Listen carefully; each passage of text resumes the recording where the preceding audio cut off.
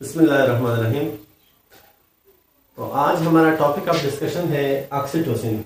इसको हम love hormone भी कहते हैं। ये हम क्यों कहते हैं, ये हम आगे पढ़ेंगे इंशाल्लाह। ऑक्सीटोसिन जो है, इसके यूजेस क्या है, कहाँ से रिलीज होता है, फिजियोलॉजी क्या है, एनाटॉमी क्या है, इसके जो है प्रोडक्शन की, और इसके अलावा मार्केट में हम इसको किस चीज़ के लिए यूज़ कर सकते हैं, कितना यूज़ करते हैं, कितनी इसकी अमाउंट यूज़ करनी है, आपने कौन सी जगह पे इसकी कितनी मकदार यूज़ करनी है, ये सारी की सारी बातें इंशाल्लाह आज हम मुख्तसर और जामे अंदाज में इंशाल्लाह आपके सामने प्रेजेंट करेंगे।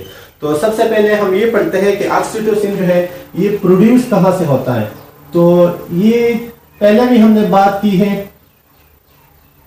कि एंडोक्राइन हार्मोन जो है ये अपनी सिक्रीशंस डायरेक्टली ब्लड में करते हैं। तो ये इसका प्रोडक्शन साइट जो है हाइपोथैलेमस है। पहले भी हमने बात की है कि दो हार्मोन जो है वो न्यूरोपेप्टाइड्स है और ये जो है हाइपोथैलेमस से खारिज होते हैं, फिर जाके पोस्टीरियर पिट्यूटरी में स्टोर होते हैं। तो दो हार्मोन जो है हाइपोथैलेमस से पैदा होते हैं। तो एक उसमें जीएनआरएच है, जिसका हमारा पिछला लेक्चर था, जीएनआरएच गोनेडोट्रोपिन रिलीजिंग हार्मोन, और ये किए हैं ऑक्सीटोसिन। तो ये खारिज होता है हाइपोथैलेमस से। तो जिस तरह हमने पिछले लेक्चर में बात की थी कि जीएनआरएच जो है वो उसका एक अपना सेंटर होता है हाइपोथैलेमस में, जिससे वो खारिज होता है। मतलब कि हाइपोथैलेमस में डिफरेंट टाइप्स ऑफ न्यूक्लियाई होते हैं for the production of different types of substances. तो जीएनआरएच के लिए हमने एक न्यूक्लियस पढ़ा था, जिसको हमने प्री ऑप्टिक न्यूक्लियस कहा था। तो प्री ऑप्टिक न्यूक्लियस से जीएनआरएच खारिज होता है। तो हाइपोथैलेमस से जब ऑक्सीटोसिन खारिज होता है तो ऑक्सीटोसिन दो न्यूक्लियस से ये खारिज होता है। एक न्यूक्लियस को हम कहते हैं सुपर ऑप्टिक न्यूक्लियस, मतलब कि ये खारिज होगा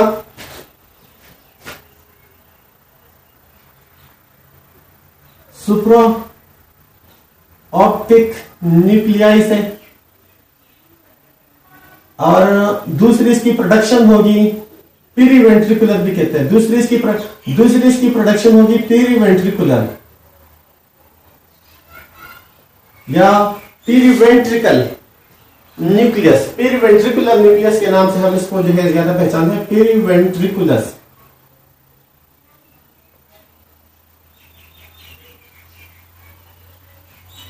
हर एक चीज के इसमें अपने जो है न्यूक्लियाई होते हैं, डिफरेंट टाइप्स ऑफ न्यूक्लियाई होते हैं इसके।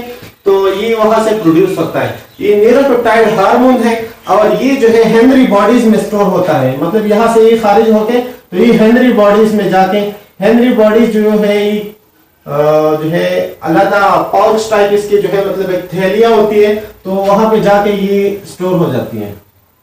हेनरी बॉडीज के अंदर ये जाके स्टोर हो जाती है। अगर हम इसकी जो है ये ऑक्सीटोसिन की प्रोडक्शन की बात, अगर हम इसकी डिस्कवरी की बात करें, तो ये जो है हेनरी डेल एक साइंसदान था, तो उसने इसको डिस्कवर किया हुआ था। हेनरी बॉडीज से मेरे जहन में ये बात आ गई। तो इसकी डिस्कवरी जो हुई थी,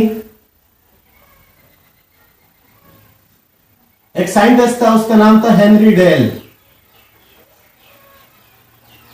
और ये जो है 1906 में इसने ऑक्सीटोसिन को डिस्कवर किया हुआ था। मतलब कि जो है ऑक्सीटोसिन अभी जो है नियर 90s में, मतलब कि ये लास्ट सेंचुरी में ये जो है ऑक्सीटोसिन डिस्कवर हुआ है। इसका इतना ज्यादा टाइम नहीं हुआ, ठीक है। मतलब कि जितने भी हमने पहले लेक्चर्स में बात की थी कि जितने भी जो है रिप्रोडक्शन के अंदर और रिप्रोडक्टिव फिजियोलॉजी के अंदर तरक्की और जो है उसके अंदर डेवलपमेंट आई है, तो ये पिछले सेंचुरी में, तो जैसे 20th सेंचुरी कहा जाता है, तो उसमें ये तरक्की ज्यादा से ज्यादा जो है और मोर इन्वेंशन वगैरह ये सारी की सारी जो है पिछली सेंचुरी में हुई है। तो ये ऑक्सीटोसिन जो है हाइपोथैलेमस से खारिज होता है, हेनरी बॉडीज में स्टोर होता है। डिस्कवरी इसकी यहाँ हुई थी। इसका जो है हाफ लाइफ कितना होता है? हाफ लाइफ ऑक्सीटोसिन का बहुत कम होता है, तकरीबन जो है 1 से लेकर 6 मिनट तक इसका हाफ लाइफ होता है। इसकी वजह क्या है? इसकी वजह ये है कि ये जो है ऑक्सीटोसिन ये बहुत जल्दी मेटाबोलाइज हो जाता है। इसकी मेटाबॉलिज्म कहां पे होती है? तो इसकी मेटाबॉलिज्म दो तरीकों से होती है। एक इसकी मेटाबॉलिज्म होती है लीवर के थ्रू। लीवर के अंदर जब ब्लड जाता है तो फौरी इसकी मेटाबॉलिज्म होती है। तो इस वजह से ये जो है ब्लड के अंदर जब 1 to 6 मिनट की इंट्रावेनसली है, मतलब कि इंट्रावेनस जब ये वेन के अंदर जाता है तो उसके बाद इसके 1 से 6 मिनट के अंदर अंदर इसका काम जो है तमाम हो जाता है। तो लीवर के अंदर इसकी मेटाबॉलिज्म होती है जो कि बहुत ज्यादा तेज है और रैपिड होती है, जो है बहुत ही मतलब के प्रेशर के थ्रू और बहुत ज्यादा जो है ज्यादा अमाउंट में लीवर जो है ब्लड को डिटॉक्सिफाई कर रहा होता है बार बार जो है पूरे हर टाइम। तो ये जो है इसकी मेटाबॉलिज्म एक लीवर में होती है। दूसरी इसकी मेटाबॉलिज्म जो है वो ऑक्सीटोकाइनेज एक एंजाइम है, ऑक्सीटोसिन काइनेज भी इसको कहते हैं, इसको ऑक्सीटोकाइनेज एंजाइम के नाम से पहचाना जाता है। दूसरी इसकी जो है जो मेटाबॉलिज्म होती है वो ऑक्सीटोसिनेज एक एंजाइम है तो उसके थ्रू होती है। तो इसकी मेटाबॉलिज्म की वजह से जो है इसका हाफ लाइफ बहुत ज्यादा कम है। और इसकी एक्सक्रीशन कहां पे होगी, तो ये लीवर से जो है बाइल प्रोड्यूस होता है, तो ये बाइलरी सिक्रीशन भी इसकी होती है, बाइलरी एक्सक्रीशन भी इसकी होती है। और जो है किडनी के थ्रू यूरिन के अंदर भी इसकी जो है मतलब के एक्सक्रीशन हो जाती है। ऑक्सीटोसिन उसके अंदर भी जो है ये एक्सक्रीट हो जाता है। जब ये हाइपोथैलेमस से जो है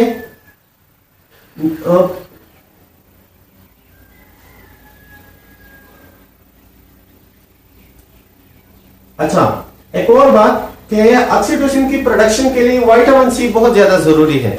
ठीक है, जो प्रिकर्सर प्रोटीन होते हैं जिससे जो है ऑक्सीटोसिन में बनना होता है। ठीक है, तो जो प्रिकर्सर प्रोटीन है ऑक्सीटोसिन का, इसकी हाइड्रोलाइसिस होती है जिसके नतीजे में ऑक्सीटोसिन बनता है। तो इसकी हाइड्रोलाइसिस के लिए विटामिन सी बहुत ज्यादा जरूरी है।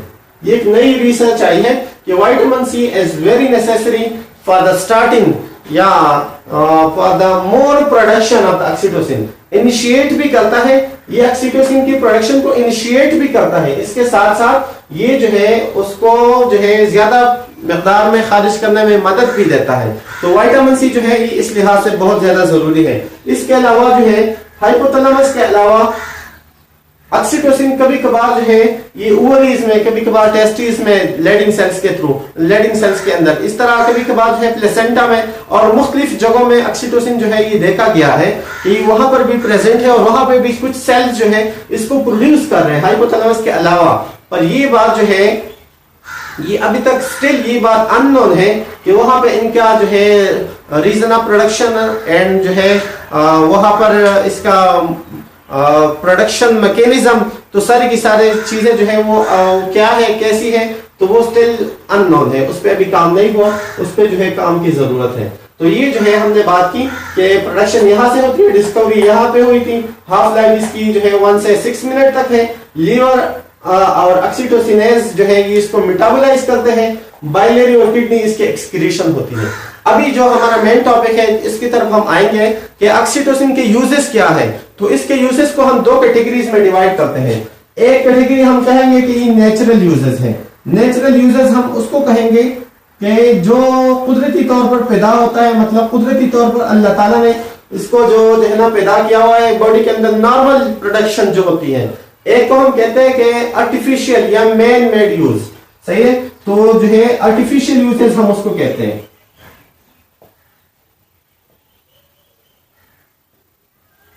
आर्टिफिशियल लफ्ज इसके लिए जो है मतलब कि इस लिहाज से हम यूज करते हैं कि मैन जो है इसको सिंथेटिक ऑक्सीटोसिन को किस लिहाज से यूज करता है। आजकल सिंथेटिक ऑक्सीटोसिन भी मार्केट में अवेलेबल है जो कि लेबोरेटरी में प्रोड्यूस होती है। तो वो सिंथेटिक ऑक्सीटोसिन से हम क्या क्या फायदे लेते हैं, ठीक है। तो ये सारी की सारी जो है उसको हम आर्टिफिशियल यूजेस के अंदर उसको कैटेगराइज करते हैं।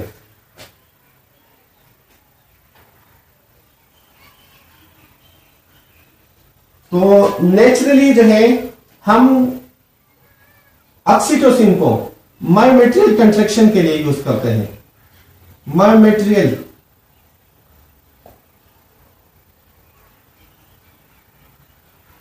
और आर्टिफिशियली भी हम इसको यूज करते हैं।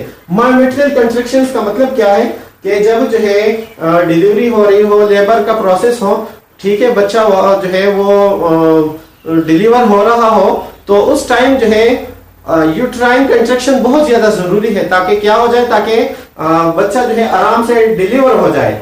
तो यूट्राइन कंट्रैक्शंस को जो है मोटिवेट करने के लिए, यूट्राइन कंट्रैक्शन को एनहांस करने के लिए हम जो है ऑक्सीटोसिन यूज करते हैं, आर्टिफिशियली भी, मतलब बाहर से भी हम ऑक्सीटोसिन लगाते हैं, और कुदरत ने भी ऐसा निजाम बनाया हुआ है कि वो जो है मतलब उसके अंदर खुद ब खुद ऑक्सीटोसिन प्रोड्यूस भी होता है। मायोमेट्रियल कंट्रैक्शन जब स्टार्ट हो जाती है तो स्टार्ट में ये मायोमेट्रियल कंट्रैक्शन जितनी ज्यादा होगी तो उतना ज्यादा ऑक्सीटोसिन जो है वो और रिलीज होगा, मतलब इसका पॉजिटिव फीडबैक होगा हाइपोथैलेमस के ऊपर। ये जब जो है ब्लड में जाएगा तो हाइपोथैलेमस को भी ब्लड जाएगा ना, तो हाइपोथैलेमस जो है इसको जो है और प्रोड्यूस करेगा पॉजिटिव फीडबैक। तो मायोमेट्रियल कंट्रैक्शंस में जो है ये इस्तेमाल होगा बच्चे के जो है मतलब पार्चुरेशन के दौरान हम इसको यूज करेंगे। मोस्टली जब हम बोवाइन्स में पार्चुरेशन होती है तो असिस्टेड पार्चुरेशन जब हम करते हैं तो उसको जो है ना डैम को हम लगाते हैं ये ऑक्सीटोसिन, ताकि वो जो है मायोमेट्रियल कंट्रैक्शंस थोड़ी सी एनहांस हो जाए और वो जो है उसमें हेल्प हो जाए। कभी कभार जब जो है डैम जो होती है वो कभी कभार जब वीक होती है तो हम जो है उसको बहुत सारी चीजें उसको लगा देते हैं, मतलब कि glucose therapy, calcium therapy, supportive therapy जो हम उसकी कर रहे होते हैं, ताकि जो है उसकी जो मतलब कि उसके अंदर ताकत आ जाए, उसके अंदर जो है वो बच्चा डिलीवर करने की जो है वो सलाहियत आ जाए। तो उसके लिए हम जो है ऑक्सीटोसिन भी उसके साथ यूज करते हैं। ऑक्सीटोसिन जो है उसको इनिशिएट करेगा मायोमेट्रियल कंट्रैक्शंस को और वो ज्यादा हो जाएगी। ठीक है, बात थोड़ी सी लंबी हो गई, हम जो है बाकी चीजों को जल्दी जल्दी हम जो है इंशाल्लाह डिस्कस कर लेते हैं। दूसरी बात जो है, जो नेचर में अल्लाह ताला ने पैदा की हुई ऑक्सीटोसिन का काम है कि ये ऑक्सीटोसिन ये एस्ट्रोजन के साथ मिलता है, ऑक्सीटोसिन एस्ट्रोजन के साथ मिलता है और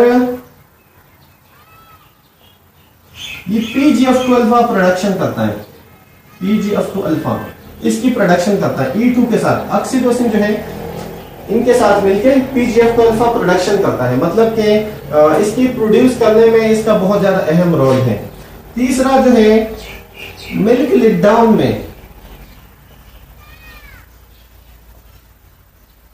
मतलब कि इसको हम एगलेक्टिया भी कहते हैं। एगलेक्टिया मतलब कि सारी चीजें नॉर्मल हो, जो है अडल नॉर्मल हो और जो है उससे दूध नीचे ना आ रहा हो, तो हम क्या करते हैं मिल्क लेट डाउन के लिए उसको ऑक्सीटोसिन लगा देते हैं। ठीक है, इसके फवायद क्या है, इसके नुकसानात क्या है, ये इंशाल्लाह जो है हम कभी मौका मिला तो इंशाल्लाह डिस्कस कर लेंगे। इसके जो है मतलब काफी ज्यादा फायदे भी है, नुकसानात भी है, पर इसके जो रेजिड्यूज आए हैं तो मिल्क के अंदर, तो उसके ऊपर भी काफी ज्यादा काम जारी है कि वो रेजिड्यूज जो है हीटिंग के थ्रू रेजिड्यूज के खत्म होते हैं कि नहीं होते।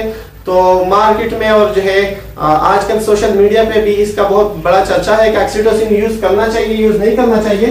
पर जो है अगर अडल नॉर्मल हो, मिल्क लेट डाउन ना हो रही हो, तो उसके लिए हम इसको यूज कर सकते हैं। ऑक्सीटोसिन को मिल्क लेट डाउन के लिए जो है हम यूज करेंगे। इसके अलावा ऑक्सीटोसिन के जो है कुछ और भी जो है मतलब कुछ और हार्मोन्स के साथ इसकी सिमिलरिटी है, जैसे कि वेसोप्रेसिन के साथ। तो वेसोप्रेसिन जो है वो यूरिन को रिटेन कर लेता है, मतलब यूरिन अमाउंट को जो है वो खारिज करने नहीं देता, मतलब यूरिन क्वांटिटी को डिक्रीज करता है। तो चूंकि ऑक्सीटोसिन का जो है जो इसका स्ट्रक्चर है, तो वेसोप्रेसिन जो हार्मोन है तो उसके साथ इसकी सिमिलरिटी बहुत ज्यादा है, तो ये यूरिन रिटेंशन के लिए भी यूज करते हैं लोग, और ये जो है मतलब कि थोड़ी सी रिटेन भी कर लेता है। ये मोस्ट आर्टिफिशियल में हम इसको यूज तो नहीं करते इस पर्पस के लिए, पर नेचर में ये जो है ये काम होता है और ये जो है यूरिन रिटेंशन करता है।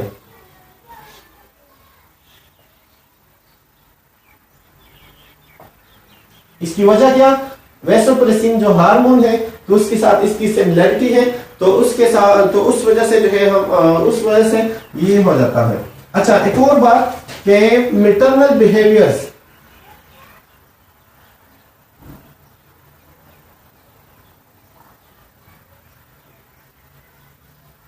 मैटरनल बिहेवियर्स को इनिशिएट करने के लिए भी ऑक्सीटोसिन जो है अपना किरदार अदा करता है। नेचर में ऑक्सीटोसिन का ये किरदार भी है कि ये जो है डैम को अपने बच्चे के साथ जो है मतलब लव करने पे मजबूर कर देता है, और उसको जो है मतलब उसके अंदर एक ऐसी जो है सलाहियत, उसका बिहेवियर चेंज कर देता है। ये हम आर्टिफिशियल में पढ़ेंगे कि आजकल लोग जो है ऑक्सीटोसिन को मूड चेंज करने के लिए भी, ठीक है, तो यूज करते हैं। तो ये मैटरनल बिहेवियर ये डैम के अंदर पैदा कर लेता है। जिस डैम के अंदर मैटरनल बिहेवियर ना हो तो उसको हम आर्टिफिशियली भी ये लगा सकते हैं, और आर्टिफिशियली भी जो है हम उसको जो है मतलब कि हम बाहर से उसको ऑक्सीटोसिन लगाए और उसका जो है उसके अंदर मैटरनल बिहेवियर्स ये पैदा हो जाते हैं। सॉरी। अच्छा, इसके अलावा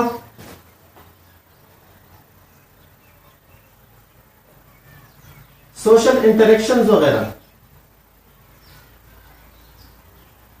रेसेंट एक स्टडी हुई है जिससे ये बात साबित हुई है कि जो है इन ग्रुप्स के अंदर, मतलब कि कुछ बंदों के अंदर या कुछ जो है जो सिमिलर टाइप्स ऑफ एनिमल्स है या सिमिलर टाइप्स ऑफ जो है ह्यूमंस है, जिसके जो है मतलब हम कहेंगे जिनकी कास्ट एक जैसी है, या जिनके जो है कलर एक जैसे हैं, ठीक है, तो या जिनके हेयर स्टाइल जिनका एक जैसा है, तो उनके जो है उनके अंदर जो है ये एक लव पैदा कर लेता है, ठीक है। मतलब कि नेचर में एक ये जो है स्टडी हुई है, रेसेंट स्टडी, जिससे ये बात साबित हुई है कि ये सोशल इंटरेक्शन कर लेता है, मतलब कि एन ग्रुपिंग बढ़ाता है, एन ग्रुपिंग को ये बढ़ाता है, और ये जो है जो ग्रुप के आउटर, जो ग्रुप के अलावा जो बाकी बंदे होते हैं, तो उनके अंदर जो है मतलब उनके लिए इस बंदे के अंदर बुग़्ज़ पैदा कर देता है। तो ये एक जो है इनका एक रिसेंट स्टडी है, ये आप इसके अंदर पढ़ सकते हैं।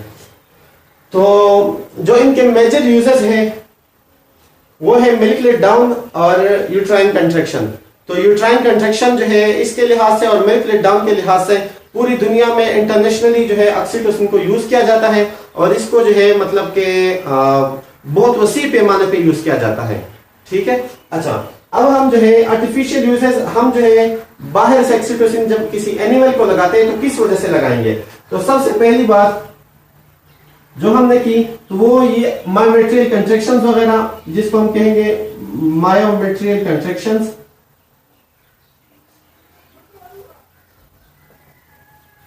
ठीक है। दूसरी बात मिल्क लेट डाउन के लिए हम यूज करेंगे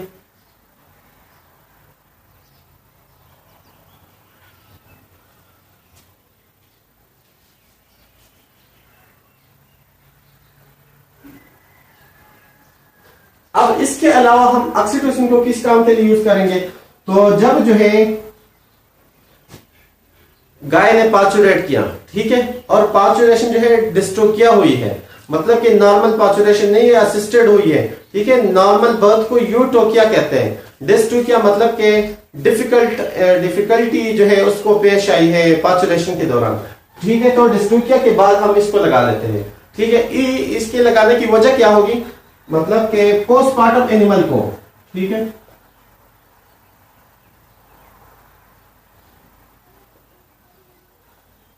ये हम क्यों लगाएंगे, ये हम इस वजह से लगाएंगे कि जो यूट्राइन जो है एक्सुडेट है वो सारे का सारा बाहर आ जाए। दूसरा कि यूट्राइन जो है, जो यूट्रस है, तो उसका यूट्राइन हॉर्न्स, तो उसकी पोजीशन बराबर हो जाए, मतलब कि वो नॉर्मल जो है अपनी पोजीशन को पहुंच जाए, उसकी जो है उसके अंदर टोनेसिटी आ जाए, और हर एक जो है जगह अपनी अपनी जो है जो स्पेसिफिक उसका पार्ट है जहां वो रिजाइड करता है तो वहां तक पहुंच जाए। तीसरा, हम ऑक्सीटोसिन को यूज करेंगे एंडोमेट्राइटिस के ट्रीटमेंट में। एंडोमेट्राइटिस के लेक्चर में भी हमने ये बात की थी, आप वहां पे भी इसका मोड ऑफ एक्शन वगैरह सारी चीजें वो देख सकते हैं। पर एंडोमेट्राइटिस के अंदर एंडोमेट्रियम में जो फ्लूइड होगा तो उसको ड्रेन करने के लिए, उसको बाहर निकालने के लिए हम जो है ये यूज करते हैं। तो हम एंडोमेट्राइटिस के ट्रीटमेंट में भी इसको यूज करते हैं। इसके अलावा हम जो है प्रिवेंशन के लिए भी इसको यूज करते हैं, प्रिवेंशन एंड ट्रीटमेंट, दोनों के लिए हम इसको यूज करेंगे। इसके अलावा हम जो है ये रिटेंशन ऑफ फीटल मेम्ब्रेन, जिसे हम कहते हैं RFM, retention of fetal membrane, कुछ लोग इसको ROP भी कहते हैं, retention of placenta, retention of placenta, तो उसके लिए भी हम इसको यूज करते हैं, ताकि जो है उसमें भी हम जो है प्रिवेंशन और ट्रीटमेंट दोनों के लिए इसको यूज करेंगे कि जो फीटल मेम्ब्रेन्स है वो रिटेन ना हो। अगर वो रिटेन हो गई है तो वो जो है मायोमेट्रियल कंट्रैक्शंस हो जाए और वो जो है बाहर आ जाए, ठीक है। पर इसके लिए जो है प्राइमिंग ऑफ ऑक्सीटोसिन जो है बहुत ज्यादा जरूरी है। मतलब ऑक्सीटोसिन पहले जाके uterine contraction uterine oxytocin receptors जो है उसको एक्टिवेट करेगा और उसके बाद जो है ये ऑक्सीटोसिन जाके मायोमेट्रियल कंट्रैक्शंस करेगा। जब ये पार्चुरेशन होती है तो सबसे पहले क्या होता है, ऑक्सीटोसिन एस्ट्रोजन के साथ मिलके PGF-2 बनाता है। तो ये काम जो है, जब PGF-2 प्रोडक्शन होती है तो और एस्ट्रोजन खारिज हो जाता है बाद में, क्योंकि फॉलिकल ने बनाता है। तो और एस्ट्रोजन जब खारिज होगा तो एस्ट्रोजन क्या करेगा, एस्ट्रोजन ऑक्सीटोसिन रिसेप्टर को एक्टिवेट करेगा, तो उसके बाद जो है ऑक्सीटोसिन इसके ऊपर इफेक्ट करेगा, मायोमेट्रियल कंट्रैक्शन तब भी होगी। समझ आ गई? तो मायोमेट्रियल कंट्रैक्शंस के लिए प्राइमिंग ऑफ ये एस्ट्रोजन बहुत ज्यादा जरूरी है। अगर एस्ट्रोजन की प्राइमिंग ना हो, अगर एस्ट्रोजन की प्राइमिंग ना हुई हो तो जो ऑक्सीटोसिन के रिसेप्टर्स हैं वो एक्टिवेट नहीं होंगे और ऑक्सीटोसिन के रिसेप्टर जो है काम नहीं करेंगे। इसके अलावा RFM के अलावा हम जो है पायोमेट्रा की ट्रीटमेंट के लिए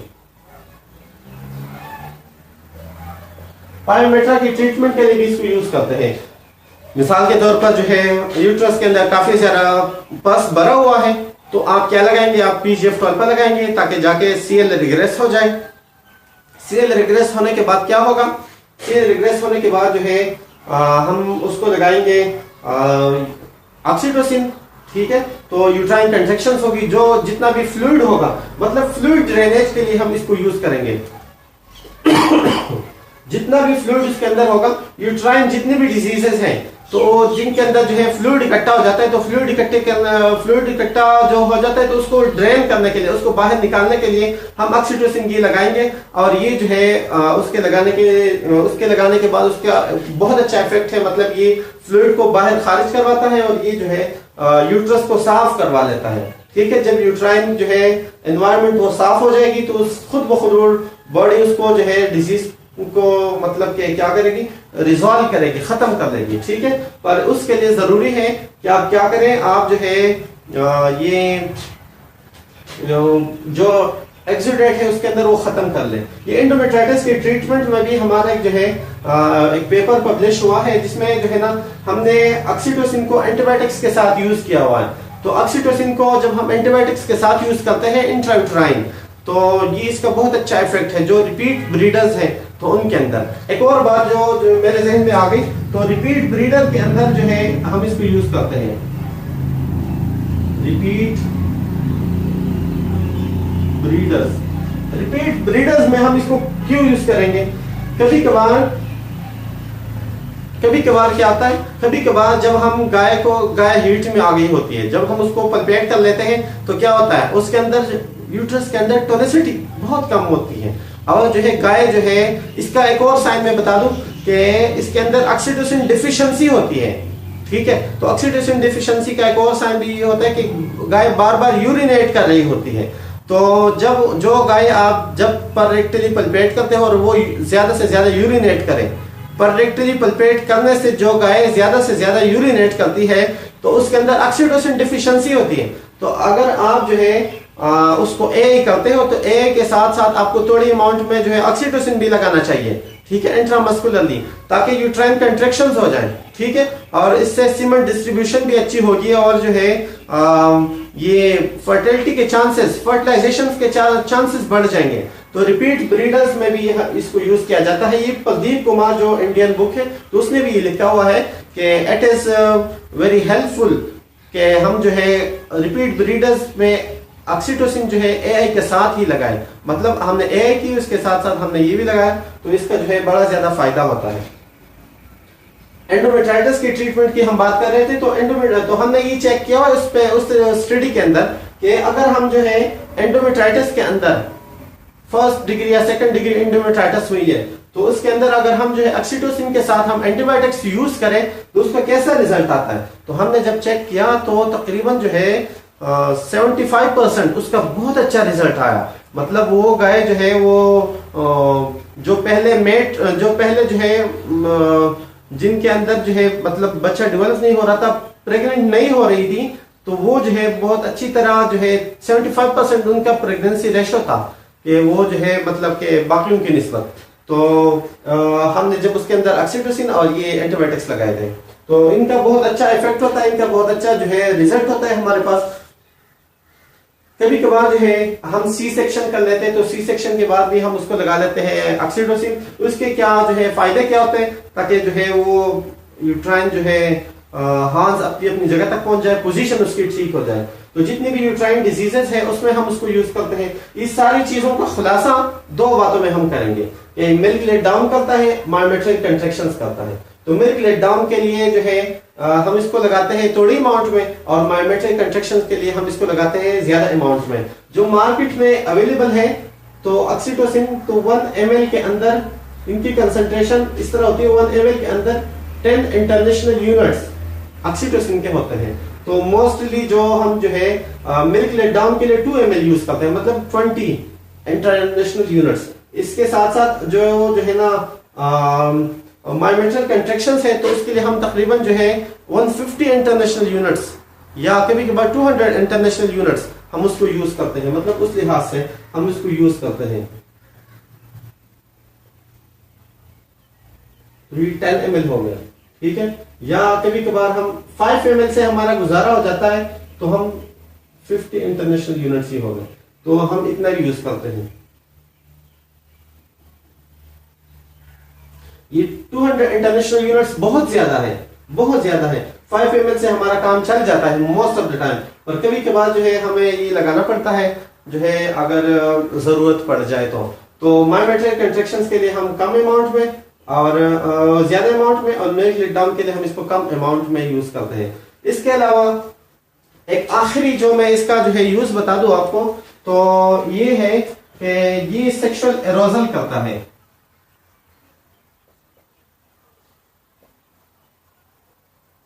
जिस तरह हमने पहले भी बात की थी कि जो है सोशल इंटरेक्शंस को ये बढ़ाता है, मैटरनल बिहेवियर्स को बढ़ाता है, और इन वजह से इसको लव हार्मोन भी कहा जाता है। तो ये जो है सेक्सुअल एरोजल भी कर लेता है। आजकल तो मार्केट में जो है मूड चेंज करने के लिए जो है नेजल स्प्रेज भी आई है। जो मतलब कि ज्यादा गुस्से वाला बंदा है तो नेजल स्प्रेज वगैरह उसके जो है डिफरेंट कंसंट्रेशंस वो मार्केट में अवेलेबल है।